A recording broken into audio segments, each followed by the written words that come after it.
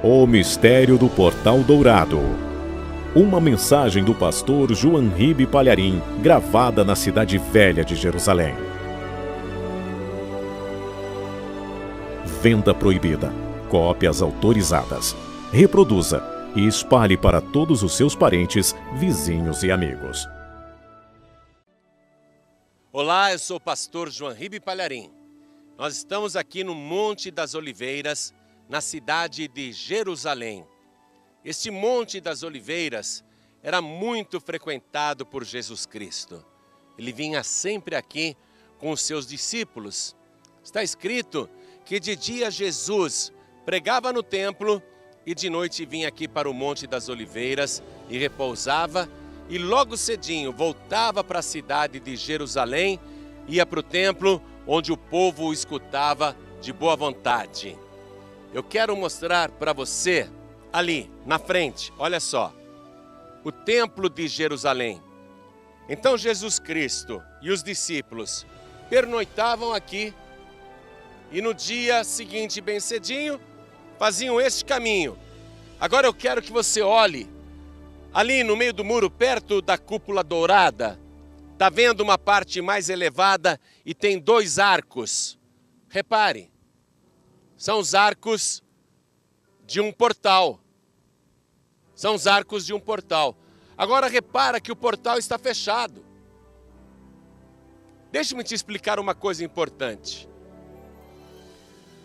Atrás daquele portal, ali era a entrada, ficava o grande templo de Jerusalém, onde Jesus pregava. Aquela cúpula dourada que você está vendo agora não é o templo de Jerusalém. Aquilo é uma mesquita árabe, muçulmana. Na época de Jesus havia o grande templo ali. Um dia os discípulos ficaram maravilhados com aquela construção e foram falar com Jesus. E eu quero ler isso para você, aqui no capítulo 24 de Mateus, que diz assim, versículo 1. E quando Jesus ia saindo do templo, olha lá, saindo do templo, aproximaram-se dele os seus discípulos para lhe mostrarem a estrutura do templo. Os discípulos maravilhados, Senhor, olha que estrutura, que templo magnífico, e de fato era.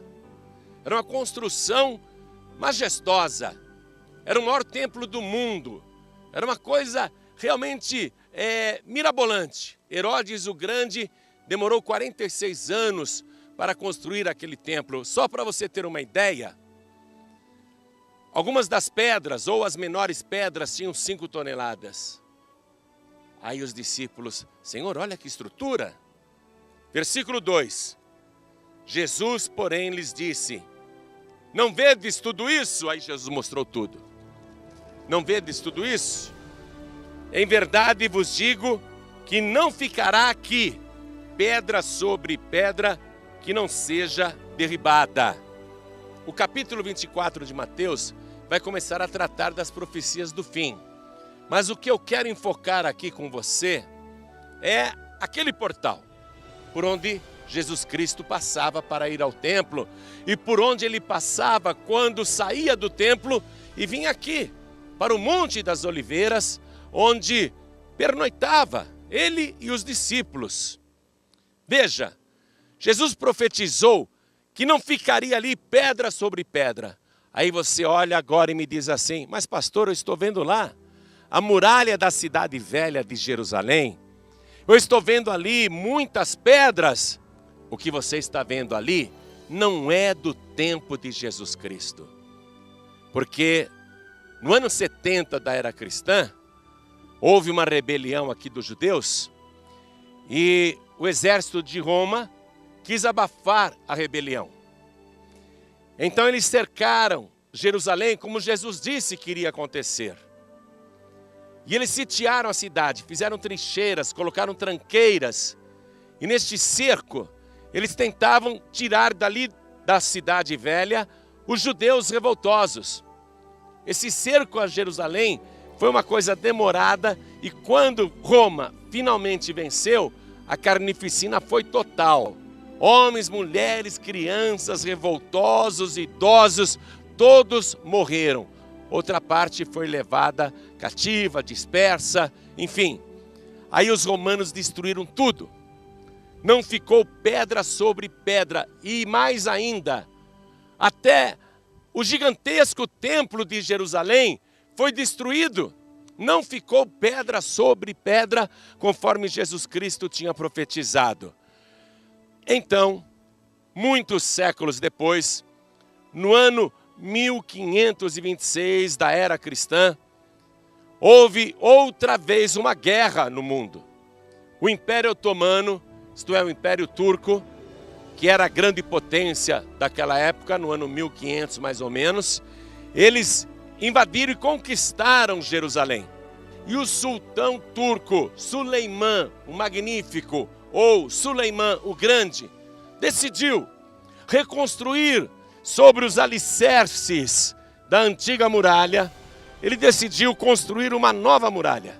Então aquela muralha que você está vendo ali, eu peço que a câmera mostre, aquela muralha foi feita pelo sultão Suleimã no ano 1526. Quando ele estava fazendo aquele portal, ou melhor dizendo, refazendo o portal, os árabes vieram e disseram: sultão, pare. Tem uma profecia dos judeus que o Messias vai entrar em Jerusalém para reconstruir o templo, para que nenhum judeu passe por esse portal e diga depois que é o Messias esperado. Então, tranca o portal, lacra o portal, fecha o portal, coloque pedras no portal. Então repare, o portal está fechado. Está vendo isso? Repare o detalhe, o portal está fechado. Porque assim, nenhum judeu entrará por aqui e dirá ao povo que é o Messias. E se o Messias judeu aparecer, ele será um homem santo. E um homem santo não pisa em terreno contaminado. Então, para impedir que o verdadeiro Messias pise e passe por aquela porta que nós já fechamos, vamos fazer na frente um cemitério, para que o terreno seja impuro. Se o terreno for impuro, nenhum nazireu, nenhum profeta santo judeu vai querer pisar ali, porque o terreno foi profanado. Então aquilo que você está vendo ali na frente, olha na base do portal, é um cemitério. Um cemitério árabe. Preste atenção nisso. Preste atenção nisso tudo. Agora é que vem a palavra de Deus mais reveladora, mais linda. Uma palavra muito forte que eu vou ler para você agora. Está no livro do profeta Ezequiel, capítulo 44. Eu vou ler a partir do versículo 1. Olha que palavra poderosa. Preste atenção. Preste atenção. Eu te contei a história, agora eu vou te contar a palavra. Escute. Ezequiel 44, versículo 1 diz assim: então me fez voltar para o caminho da porta do santuário exterior, que olha para o oriente, a qual estava fechada. Atenção! Essa é a porta oriental do templo. A porta exterior é aquela lá, da saída. A porta oriental, o que é a porta oriental? É porque ela olha para o oriente, isto é, para onde o sol nasce. Veja, Jesus vinha aqui, aquela é a porta oriental. Vou continuar a leitura. A porta estava fechada. Fechada. E disse-me o Senhor: esta porta estará fechada. Que maravilha, eu fico até emocionado de ler. E disse-me o Senhor: esta porta estará fechada, não se abrirá. Ninguém, oh glória, ninguém entrará por ela. Por quê? Porque o Senhor, Deus de Israel, entrou por ela, por isso estará fechada. Atenção, gente. Na verdade, o Suleimã, o Magnífico, o Grande, que não conhecia a Bíblia, Os árabes que se opuseram ao Messias, que não conheciam as profecias e a revelação da palavra, que mandaram fechar aquela porta, que colocaram um cemitério na frente para ninguém passar. Um judeu não passa ali, ninguém passa ali. Ninguém passa ali. Se eu quiser ir até aquele cemitério, eu não posso. Eu não posso. Não é porque eu seja nazireu, não. É porque não é permitido. Ninguém pode passar ali, sem saber. O sultão Suleimã, o Magnífico, e os árabes no ano 1526, tentando impedir a entrada do Messias, sem que eles soubessem, eles estavam cumprindo esta palavra poderosa. Por isso que a palavra de Deus é a verdade. A palavra de Deus é maravilhosa. Eu faço questão de reler isso para você, para que o teu entendimento seja aberto. Então me fez voltar para o caminho da porta do santuário exterior, que olha para o oriente, a qual estava fechada. E disse-me o Senhor: esta porta estará fechada, não se abrirá, ninguém entrará por ela, porque o Senhor, Deus de Israel, entrou por ela, por isso estará fechada. Eu vou te dar uma prova agora, de que Jesus não apenas é o Senhor, mas Ele é o Deus de Israel. Olha, só Jesus passou por aquela porta. Ele é o Senhor, todo mundo sabe disso. Ou os que creem, pelo menos, sabem disso. Mas a palavra está dizendo que a porta ficará fechada porque o Senhor, Deus de Israel. Você está compreendendo que Jesus é Deus? Porque o Senhor, Deus de Israel, entrou por ela, por isso estará fechada. Acabou, acabou. Aquilo está fechado, porque o Senhor, Deus de Israel, passou por ela. Jesus passou por ela várias vezes, entrando e saindo. Quem olhava para ele via só um homem com 12 seguidores, que vinha aqui para o Jardim das Oliveiras, para o Monte das Oliveiras, que dormia aqui a céu aberto, e que de manhã cedinho retornava e entrava por aquela porta e pregava lá no templo, e depois retornava aqui para o Monte das Oliveiras. Jesus passou por aquela porta várias vezes, e aquela porta estará fechada, porque o Senhor, Deus de Israel, passou por ela. Os inimigos do Messias, sem saberem, cumpriram esta profecia que está no livro do profeta Ezequiel, capítulo 44, versículo 1 em diante. Aí você me pergunta: pastor João Ribe, até quando aquela porta estará fechada? Belíssima pergunta. Vamos ver comigo aqui no livro do profeta Zacarias, capítulo 14. Eu vou ler a partir do versículo 1. Escute só. Fala sobre a volta do Senhor, o Deus de Israel.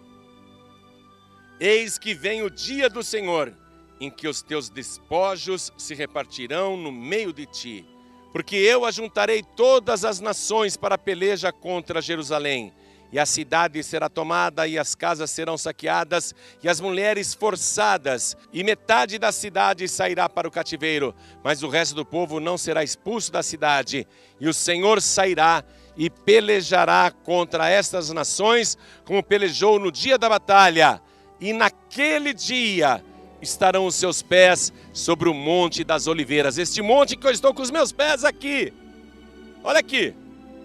Estarão os seus pés sobre o Monte das Oliveiras, que está defronte de Jerusalém, para o oriente.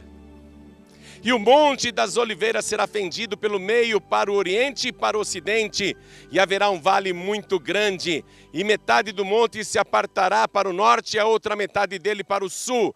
E fugireis pelo vale dos meus montes, porque o vale dos montes chegará até Azel. E fugireis assim como fugistes do terremoto nos dias de Uzias, rei de Judá. Então virá o Senhor, meu Deus, e todos os santos contigo, ó Senhor. Olha que maravilha a palavra, deixa eu te explicar isso. o Monte das Oliveiras não era apenas o lugar preferido de Jesus para pousar à noite. O Monte das Oliveiras foi o palco de muitos acontecimentos, muitos acontecimentos na vida de Jesus. Aqui ele profetizou inclusive sobre o fim. Este Monte das Oliveiras, para resumir para você, foi o último lugar que Jesus Cristo pisou quando estava aqui na terra e aí subiu aos céus. Os discípulos viram ele subir aos céus aqui, sem ajuda de cordas, de balões ou de qualquer tipo de equipamento. Ele foi elevado ao céu e os discípulos ficaram olhando, até que uma nuvem no céu o ocultou. Os discípulos continuaram olhando para o céu. Cadê Jesus? Dá para ver ele ainda? Ele já sumiu. Olha na nuvem, vê se dá para ver ainda. Você está enxergando bem? Aí vieram 2 varões vestidos de branco. Se colocaram aqui no Monte das Oliveiras, ao lado dos discípulos. E os 2 homens disseram: varões galileus, por que estáis olhando para o céu?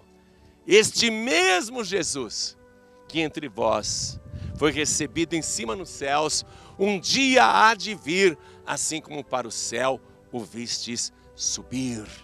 Ele há de vir. E a palavra aqui em Zacarias está confirmando que ele virá.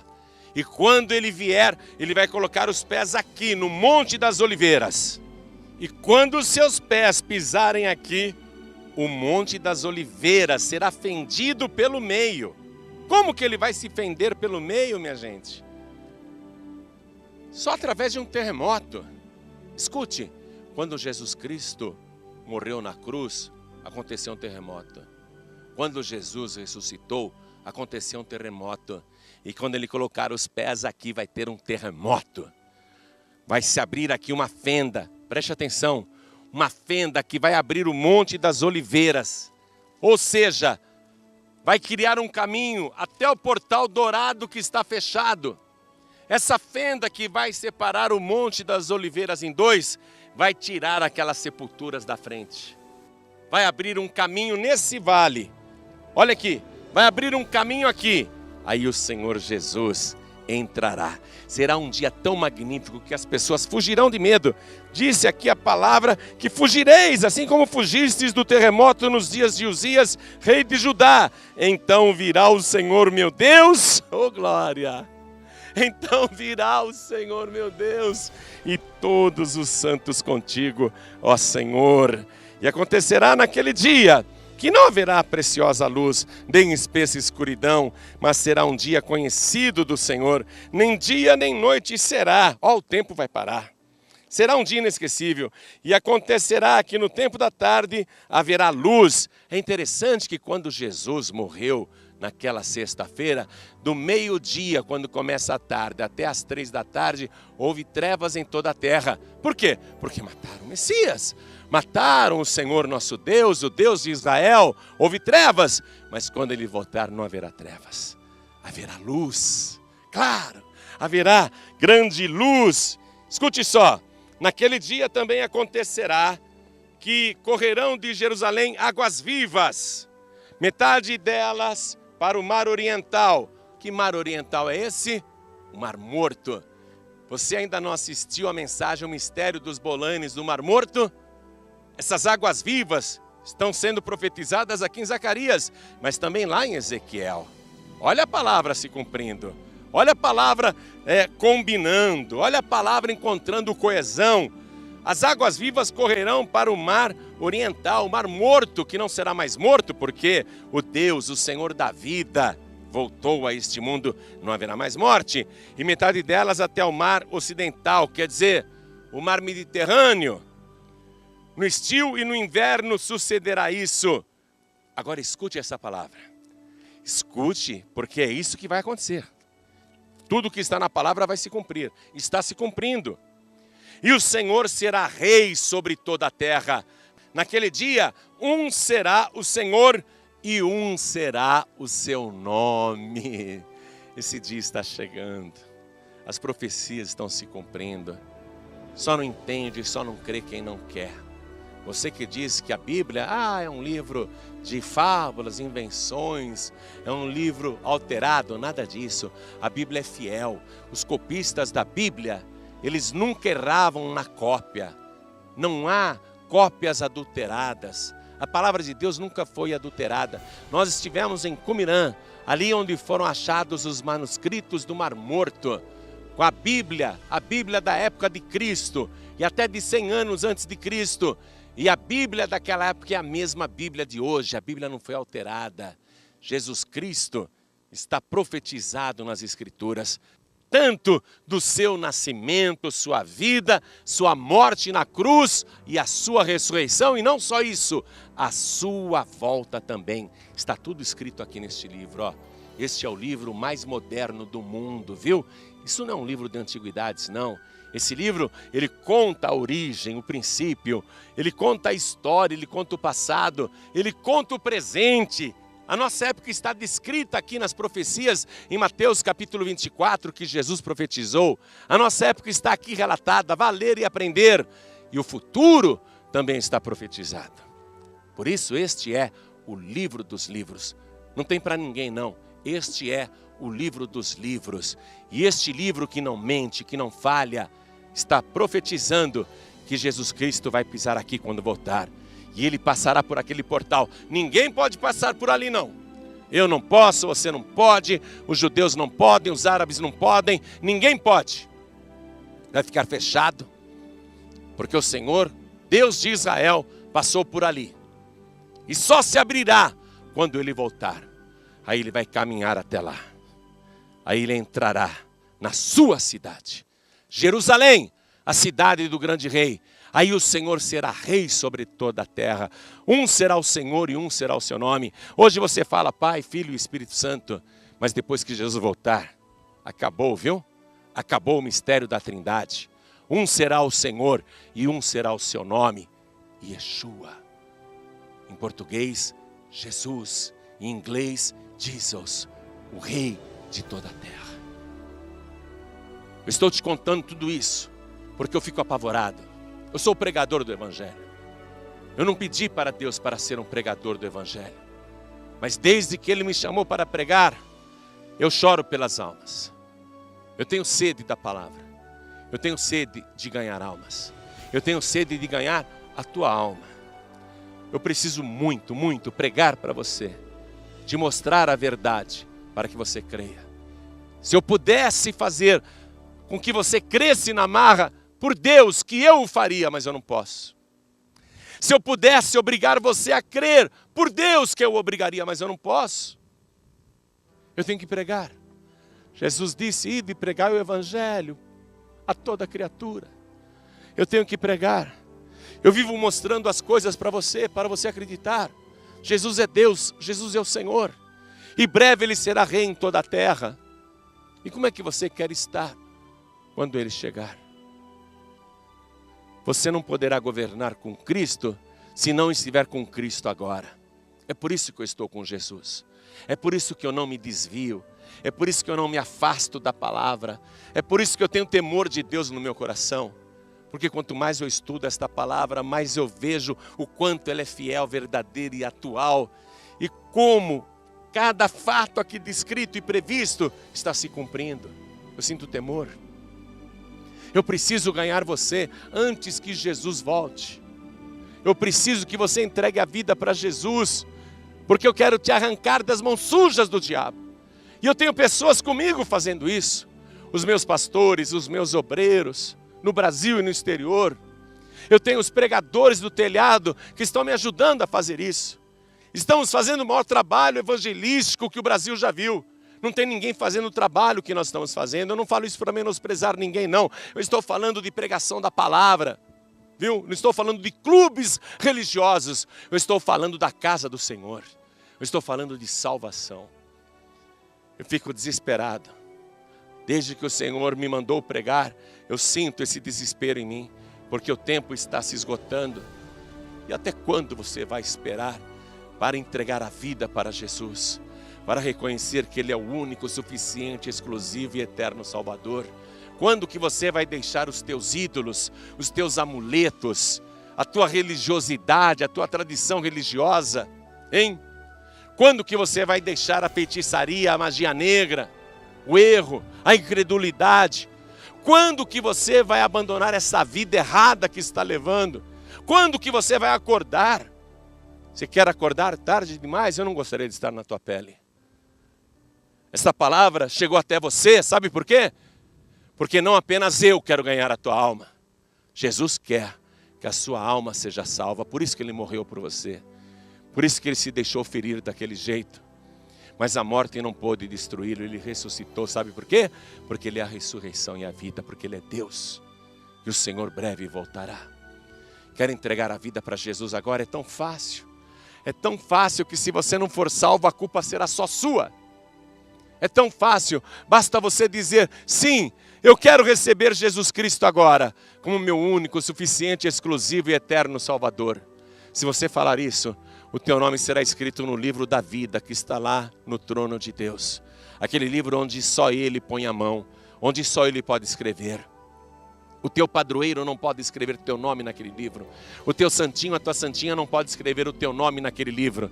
Ninguém, nem homem, nem mulher, do passado, do presente ou do futuro, ninguém pode mexer naquele livro para escrever o teu nome. Nem anjo, nem arcanjo, nem querubim, nem serafim. Ninguém pode pegar naquele livro para escrever o teu nome. Ou você entrega a vida para Jesus e Ele mesmo escreve o teu nome no livro da vida, ou o teu nome nunca estará lá. E se o teu nome não estiver lá, então será muito triste para você. E hoje é tão fácil ser salvo. Basta você dizer assim, eu quero receber Jesus Cristo agora, como meu único, suficiente, exclusivo e eterno Salvador. Alguém te deu esse DVD e disse, assista a isso. Tenho certeza que foi um pregador do telhado, que quer ganhar a tua alma, e você assistiu esta mensagem. Ou quem sabe você baixou esta mensagem no YouTube, na internet, ou está vendo na televisão. Eu não sei como chegou até você esta mensagem. Eu só sei que Deus deu um jeitinho desta mensagem chegar diante dos teus olhos e diante dos teus ouvidos, para que você tenha a oportunidade de receber Jesus como teu único Salvador. Então é só você dizer, eu quero. Se você quer mesmo, coloque a mão direita sobre o teu coração agora. Coloque a mão direita assim. Diga sim, eu quero. Eu quero receber Jesus como meu único, suficiente, exclusivo e eterno Salvador. Diga isto agora. Diga. Você que está nos ouvindo pela rádio em qualquer lugar do Brasil, Angola, Moçambique, Cabo Verde, Tomé e Príncipe, Guiné-Bissau, Portugal, Ilha da Madeira, Guiana Francesa, Argentina, Uruguai, Paraguai. Eu tenho ouvintes no Japão. Eu tenho ouvintes na América do Norte. Eu não sei onde você está. Você quer entregar a vida para Jesus agora? Onde você estiver, abra a boca e diga, sim, eu quero. Porque a palavra diz, se com a tua boca confessares a Jesus como Senhor, e se no teu coração creres que Deus o ressuscitou dos mortos, então serás salvo. Quer ser salvo? Quer ser salva? Viu como é fácil? Diga, sim, eu quero. Isso, com a mão direita sobre o teu coração. Você pode se ajoelhar agora ao lado do seu televisor, ao lado do seu computador, ao lado do seu rádio, onde você estiver. Então se ajoelhe. Está ouvindo esta mensagem no celular? Ou num aparelho, não dá para ajoelhar, está dentro do trem, comboio, metrô, lotação, van, ônibus. Onde você está? Caminhão, automóvel? Não dá para ajoelhar? Tudo bem, coloque a mão direita sobre o teu coração, porque eu quero orar por você agora. Muito bem, com bastante fé, ore assim comigo. Meu Deus e meu Pai, diga, não tenha vergonha não. Meu Deus e meu Pai, eu ouvi a tua santa palavra. Ela está comprovada, porque é fiel. A tua palavra não mente jamais. A Bíblia não mente jamais, porque é a tua palavra. E eu creio nela. Eu creio que Jesus Cristo é o único, suficiente, exclusivo e eterno Salvador da minha vida. Então eu te peço, Pai, escreve o meu nome no livro da vida, porque eu recebo agora o Senhor Jesus como meu Deus, como meu Salvador, como meu Redentor. Pai querido, não permita, ore comigo, vamos lá. Pai querido, não permita que o meu nome seja riscado do livro da vida, mas me ajude aqui neste mundo a perseverar até o fim. Por Jesus Cristo, o meu único, suficiente, exclusivo e eterno Salvador para todo sempre. Amém. Pregadores do Telhado. Feliz a nação cujo Deus é o Senhor.